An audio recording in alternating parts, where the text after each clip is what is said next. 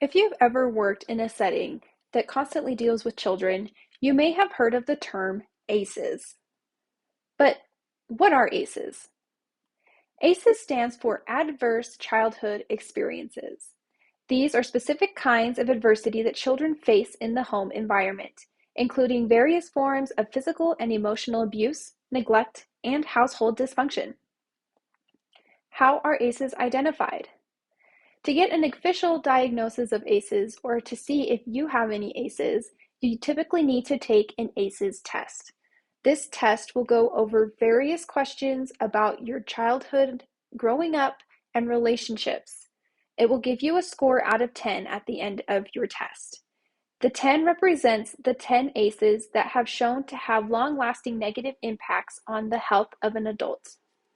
These 10 ACEs are physical, sexual, and emotional abuse, physical and emotional neglect, mental illness by a parent or other relative, divorce or separation of your parents, substance abuse of a relative, witnessing violence against a parent, most typically a mother, or having an incarcerated relative. Why is ACEs awareness important? Children with ACEs, specifically 2 or more, are at a much higher risk for negative long-term health outcomes. Some of these negative outcomes are depression, asthma, kidney disease, stroke, coronary heart disease, certain kinds of cancer, and obesity. Children with ACEs are also more likely to adopt risky behaviors such as smoking or drinking.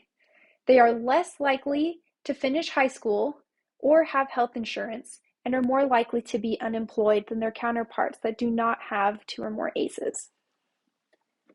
How can you help? There are 4 main ways that you can help. The first is to learn. Learn the signs for children at risk of ACEs. The second is to get involved. Sponsor or join community or after-school programs to help children have a safe place to go after school hours. The third is to connect. Enhance connections to caring adults and become or connect children to a mentor. This will also aid in the 4th way that you can help, which is to support. Offer support to people you know that are facing challenges in their home or at a higher risk of being involved in activities relating to ACEs or are experiencing ACEs themselves.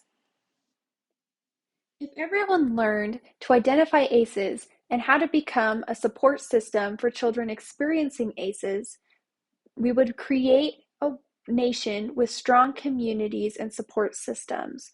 Not only would we be creating strong support systems, but we would also be able to drastically reduce the number of negative health outcomes in the nation.